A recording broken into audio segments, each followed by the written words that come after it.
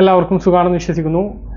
Ration കാർഡുള്ളവർ ശ്രദ്ധിക്കേണ്ട വളരെ പ്രധാനപ്പെട്ട 2-3 അറിയിപ്പുകൾ വന്നിട്ടുണ്ട്. അതിലൊന്ന്, ഏപ്രിൽ മാസത്തെ റേഷൻ അരിയുടെ തോത്, അതായത് പച്ചരി, മട്ടരി, പുഴുങ്ങലരി ഇവ എങ്ങനെയാണ് ലഭിക്കുന്നത് എന്നുമായി ബന്ധപ്പെട്ട ലിസ്റ്റ് നമുക്ക് വന്നിട്ടുണ്ട്. അതുപോലെ വിഷു ചന്തകൾ തുടങ്ങാൻ ഹൈക്കോടതി അനുമതി ലഭിച്ചിട്ടുണ്ട്. ഇത് ഉൾപ്പെടെയുള്ള അറിയിപ്പുണ്ട്. റേഷൻ മസ്റ്ററിങ്ങിനെ കുറിച്ച് പറയാം. വീഡിയോയുടെ വിശദമായ വിവരങ്ങളിലേക്ക് കടക്കുന്നതിന് മുമ്പ് കൂടുതൽ ആളുകളിലേക്ക് എത്താൻ തീർച്ചയായിട്ടും നിങ്ങളൊന്ന് ലൈക്ക് ചെയ്യുക, ഷെയർ ചെയ്യുക, ഫേസ്ബുക്കിലൂടെ കാണുന്ന ആളുകൾ ഫോളോ ചെയ്യുക. വീഡിയോയുടെ വിശദമായ വിവരങ്ങളിലേക്ക് വരാം. ഈ മാസം 8-ാം തീയതി മുതലാണ് സംസ്ഥാനത്ത് ഏപ്രിൽ മാസത്തെ റേഷൻ വിതരണം ആരംഭിച്ചത്. ഓരോ റേഷൻ കാർഡിനും എന്തെല്ലാം ലഭിക്കും, എത്രയാണ് വിഹിതങ്ങൾ എന്നെല്ലാം നമ്മൾ കൃത്യമായിട്ട് നിങ്ങളെ അറിയിച്ചിരുന്നു. ഇതിൽ നിന്നും വ്യത്യസ്തമായിട്ട് നമുക്ക് ഓരോ റേഷൻ കാർഡിനും ലഭിക്കുന്ന അരിയുടെ തോത് ഇപ്പോൾ നമുക്ക് ലഭിച്ചിട്ടുണ്ട്. ആദ്യമായിട്ട് നമ്മൾ നോക്കുകയാണെങ്കിൽ മഞ്ഞ റേഷൻ കാർഡിൻ്റെ കാര്യമാണ്. AAY മഞ്ഞ റേഷൻ കാർഡുള്ള ആളുകൾക്ക് 2 തരത്തിലാണ് സംസ്ഥാനത്തിൻ്റെ വിവിധ താലൂക്കുകളിൽ ലഭിക്കുക. ഒരു വിഭാഗം ആളുകൾക്ക് 30 കിലോ തന്നെ പുഴുങ്ങലരിയാണ് ഈ മാസം ലഭിക്കുക. ആകെ 30 കിലോ അരിയും 3 കിലോ ഗോതമ്പും 2 പാക്കറ്റ് ആട്ടയുമാണ് ലഭിക്കുക. മൊത്തം ലഭിക്കുന്ന അരിയിൽ 30 കിലോ അരിയും പുഴുങ്ങലരിയായിട്ടായിരിക്കും കൂടുതൽ താലൂക്കുകളിൽ ലഭിക്കുക. AAY വേരിയേഷൻ പോളിസിയിൽ ഉൾപ്പെട്ടിട്ടുള്ള കാർഡുകൾക്കാണ് ഇങ്ങനെ ലഭിക്കുക. വിവിധ താലൂക്കുകളിൽ അങ്ങനെയായിരിക്കും. ഇനി വേരിയേഷൻ പോളിസിയിൽ ഉൾപ്പെടാത്ത കാർഡാണ്, മഞ്ഞ കാർഡാണ് എങ്കിൽ അത് നമുക്കറിയില്ല. നിങ്ങൾ പോകുമ്പോൾ അല്ലെങ്കിൽ നിങ്ങളുടെ റേഷൻ കടയിൽ വിളിച്ചന്വേഷിച്ചാൽ നിങ്ങൾക്ക് അറിയാം ഏത് രീതിയിലാണ്. ഇനി പറയുന്ന 2 രീതിയിൽ ഒരു രീതിയിലായിരിക്കും നിങ്ങൾക്ക് അരി ലഭിക്കുക. 20 കിലോ അരി ആയിരിക്കും മഞ്ഞ റേഷൻ കാർഡിന് പുഴുങ്ങലരിയായിട്ട് ലഭിക്കുക. അതായത് ഈ വേരിയേഷൻ പോളിസിയിൽ ഉൾപ്പെടാത്തതാണ് എങ്കിൽ 20 കിലോ അരി ആയിരിക്കും മഞ്ഞ റേഷൻ കാർഡിന് ലഭിക്കുക. ബാക്കി 30-ൽ 3 കിലോ മട്ടരിയും 7 കിലോ പച്ചരിയും ലഭിക്കും. ഇങ്ങനെയാണ് മഞ്ഞ റേഷൻ കാർഡിന് ലഭിക്കുക. പിന്നെ 3 കിലോ ഗോതമ്പ്, 2 പാക്കറ്റ് ആട്ട, അത് ഇതിൽ പറയേണ്ട ആവശ്യമില്ല. നമ്മൾ മട്ടരി, പുഴുങ്ങലരി, പച്ചരി അത് എങ്ങനെയാണ് അതിൻ്റെ തോത് എന്നാണ് പറയുന്നത്. പിന്നെ NPI ബ്രൗൺ റേഷൻ കാർഡ് സ്ഥാപനം റേഷൻ കാർഡുകൾക്കാണ്. കന്യാസ്ത്രീ മഠങ്ങൾ, ആശ്രമങ്ങൾ പോലുള്ള സ്ഥാപനങ്ങൾക്കുള്ള റേഷൻ കാർഡാണ്. അതിൽ കേവലം 2 കിലോ അരി മാത്രമാണുള്ളത്. ഒരംഗം മാത്രമാണ് ആ കാർഡിൽ ഉണ്ടാകുക. അവർക്ക് ഈ 2 കിലോ അരിയും പുഴുങ്ങലരിയാണ് ഈ മാസം ലഭിക്കുന്നത്. ഇനി സംസ്ഥാനത്തുള്ള മുൻഗണനാ വിഭാഗം കാർഡുള്ള ആളുകൾക്ക് ലഭിക്കുന്ന അരി ആകെ 4 കിലോ അരിയാണ് കാർഡിലെ ഓരോ അംഗങ്ങൾക്കും ലഭിക്കുക. അതിൽ 2 കിലോ പുഴുങ്ങലരിയും 2 കിലോ പച്ചരിയായിരിക്കും. മട്ടരി ഈ പ്രാവശ്യം ഈ മാസം പിങ്ക് റേഷൻ കാർഡുള്ളവർക്ക് ഇല്ല.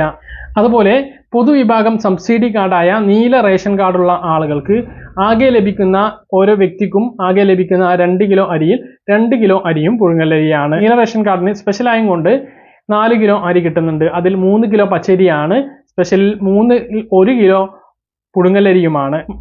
മട്ടരി നീല റേഷൻ കാർഡിന് ഇല്ല. ഇനി പൊതുവിഭാഗം NPNS non priority non subsidy വെള്ള റേഷൻ കാർഡുള്ള ആളുകൾക്ക് ആകെ 5 കിലോ അരി 10 രൂപ 90 പൈസ നിരക്കിലാണ് ലഭിക്കുന്നത്. ഇതിൽ 2 കിലോ പുഴുങ്ങലരിയും 3 കിലോ പച്ചരിയുമായിരിക്കും ലഭിക്കുക. ഈ ഒരു രൂപത്തിലാണ് ഈ റേഷൻ അരികൾ ലഭിക്കുന്നത് എന്നുള്ളത് എല്ലാവരും മനസ്സിലാക്കുക. ബാക്കിയുള്ള എല്ലാ വിഹിതങ്ങളെക്കുറിച്ചും നമ്മൾ പറഞ്ഞതാണ്. മഞ്ഞ പിങ്ക് റേഷൻ കാർഡിനാണ് ആട്ടയുള്ളത്. പിങ്ക് റേഷൻ കാർഡിന് 9 രൂപ, മഞ്ഞ റേഷൻ കാർഡിന് 7 രൂപ അങ്ങനെയാണ് ലഭിക്കുന്നത്. ബാക്കി ആർക്കും ആട്ടയില്ല. പിന്നെ മണ്ണെണ്ണയാണ്. വൈദ്യുതീകരിച്ച വീടാണ് എങ്കിൽ മഞ്ഞ പിങ്ക് റേഷൻ കാർഡിനാണ് മണ്ണെണ്ണയുള്ളത്. 3 മാസത്തെ കാലയളവാണ്. ഏപ്രിൽ മെയ് ജൂൺ മാസത്തെ കാലയളവിൽ മഞ്ഞ റേഷൻ കാർഡിന് 1 ലിറ്ററും 1/2 ലിറ്റർ പിങ്ക് റേഷൻ കാർഡിനുമാണ് ലഭിക്കുന്നത്. ഇതുകൂടാതെ വൈദ്യുതീകരിക്കാത്ത വീടാണ് എങ്കിൽ മഞ്ഞ പിങ്ക് നീല വെള്ള റേഷൻ കാർഡുള്ള ആളുകൾക്ക് ഈ കാലയളവിൽ 6 ലിറ്റർ മണ്ണെണ്ണ ലഭിക്കുന്നതാണ്. അപ്പോൾ ഈ ഒരു രൂപത്തിലാണ് റേഷൻ വിതരണത്തിന്റെ കാര്യങ്ങൾ ഉള്ളത്. മറ്റൊരു പ്രധാനപ്പെട്ട കാര്യം, ഇന്നലെ സുപ്രീം കോടതിയുടെ ഭാഗത്ത് നിന്ന് ജസ്റ്റിസ് ദേവൻ രാമചന്ദ്രൻ നടത്തിയിട്ടുള്ള പ്രസ്താവനകളും വിധികളുമാണ്. അതായത് തെരഞ്ഞെടുപ്പ് നടക്കുന്നതിന് തൊട്ടു മുമ്പ് വിഷു ചന്തകൾ തുടങ്ങാൻ കൺസ്യൂമർ ഫെഡ് തീരുമാനിച്ചിരുന്നു. സഹകരണ സ്ഥാപനങ്ങൾ കേന്ദ്രീകരിച്ചുകൊണ്ടും കൺസ്യൂമർ ഫെഡ് ഔട്ട്ലെറ്റുകളിലൂടെയും വിഷു ചന്ത ഒരുക്കാനായിരുന്നു സഹകരണ വകുപ്പ് ലക്ഷ്യമിട്ടിരുന്നത്.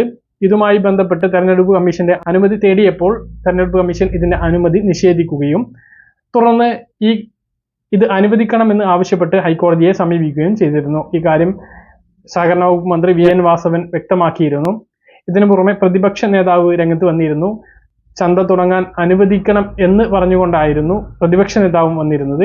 എന്തായാലും ഇന്നലെ സുപ്രധാനമായിട്ടുള്ള ഒരു വിധിയാണ് ജസ്റ്റിസ് ദേവൻ രാമചന്ദ്രന്റെ ഭാഗത്തു നിന്നും ഇന്നലെ ഹൈക്കോടതിയിൽ നിന്നും വന്നിട്ടുള്ളത്. അതായത് കൺസ്യൂമർ ഫെഡിന് ഈ വിഷു ചന്തകൾ ഒരുക്കാം, അത് തുടങ്ങാം എന്നാണ് അറിയിച്ചിട്ടുള്ളത്.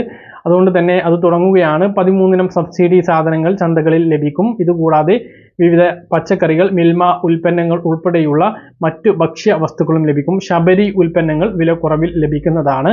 അപ്പോൾ ലഭിക്കുന്നത് സഹകരണ സ്ഥാപനങ്ങളുടെ ആസ്ഥാനങ്ങളിൽ ഇതിനു വേണ്ടിയിട്ടൊരു കൗണ്ടർ തുറക്കും. അതിനു പുറമെ എല്ലാ കൺസ്യൂമർ ഫെഡ് ഔട്ട്ലെറ്റുകളിലും മാവേലി സ്റ്റോറുകൾ പോലെയുള്ള കൺസ്യൂമർ ഫെഡ് ഔട്ട്ലെറ്റുകളുണ്ട്. അവിടങ്ങളിൽ നിന്നും ഈ ഒരു ചന്തയിലുള്ള സാധനങ്ങൾ, മിനിമം സബ്സിഡി സാധനങ്ങളെങ്കിലും ലഭിക്കുന്നതാണ്. അപ്പം ആ ഒരു കാര്യമാണ് ഇന്നലെ ഉണ്ടായിട്ടുള്ളത്. ഇത് ഇങ്ങനെ നടത്തുകയാണ് എങ്കിലും ഇത് തെരഞ്ഞെടുപ്പിന് വേണ്ടി ആരും ഉപയോഗിക്കരുത് എന്നും ജനങ്ങളുടെ ജീവിത പ്രശ്നത്തിനാണ് ഏറ്റവും മുൻതൂക്കം നൽകേണ്ടത്, അത് തെരഞ്ഞെടുപ്പാണ് എന്നുള്ളത് കൊണ്ട് മാറ്റി നിർത്താനാകില്ല എന്നും കോടതി വ്യക്തമാക്കിയിരിക്കുകയാണ്. അപ്പോൾ അത് തുടങ്ങുകയാണ്. മറ്റൊന്ന് മസ്റ്ററിങ്ങിന്റെ കാര്യം പല ആളുകളും കമന്റ് ആയിട്ട് ചോദിക്കുന്നുണ്ട്. മസ്റ്ററിങ് ചെയ്യാത്തത് മൂലം ഏപ്രിൽ മാസത്തെ റേഷൻ മുടങ്ങും എന്ന് കേന്ദ്ര സർക്കാർ നേരത്തെ മുന്നറിയിപ്പ് നൽകിയിരുന്നു. എന്തായാലും ഇപ്പോൾ ഏപ്രിൽ മാസത്തെ റേഷൻ വിതരണമാണ് നടക്കുന്നത്. റേഷൻ ഈ മാസം എന്തായാലും മുടങ്ങിയിട്ടില്ല. അപ്പോൾ മസ്റ്ററിങ് ഉടൻ തുടങ്ങും എന്നാണ് നമുക്ക് ഭക്ഷ്യവകുപ്പിൽ നിന്നും ലഭിക്കുന്ന അനൗദ്യോഗികമായിട്ടുള്ള വിവരങ്ങൾ. അത് തുടങ്ങുന്ന സമയത്ത് കൃത്യസമയത്ത് നിങ്ങളെ അറിയിക്കുന്നതാണ്. എന്തായാലും ഇപ്പോൾ ഉദ്യോഗസ്ഥരെല്ലാം തെരഞ്ഞെടുപ്പുമായി ബന്ധപ്പെട്ട തിരക്കിലാണ്. അതുകൊണ്ട് ഈ ഏപ്രിൽ മാസം തുടങ്ങുകയാണെങ്കിൽ തന്നെ 26-ാം തീയതിക്ക് ശേഷം, ഇലക്ഷന് ശേഷമേ അത് തുടങ്ങാനുള്ള ഒരു സാധ്യതയുള്ളൂ. അതുകൊണ്ട് തന്നെ ഇതുമായി ബന്ധപ്പെട്ട് എന്ത് അറിയിപ്പ് വന്നാലും കൃത്യസമയത്ത് നിങ്ങളെ അറിയിക്കുന്നതാണ്. പറഞ്ഞ കാര്യങ്ങൾ കൃത്യമായിട്ട് മനസ്സിലാണെന്ന് വരുന്നു. ഇതുപോലെ ഇൻഫർമേഷൻ ലഭിക്കാൻ ചാനൽ സബ്സ്ക്രൈബ് ചെയ്യുക, ബെൽ ഐക്കൺ എനേബിൾ ചെയ്ത് വെക്കുക. മറ്റൊരു വീഡിയോയിൽ നമുക്ക് വീണ്ടും കാണാം. ഇതുവരേക്കും ബൈ.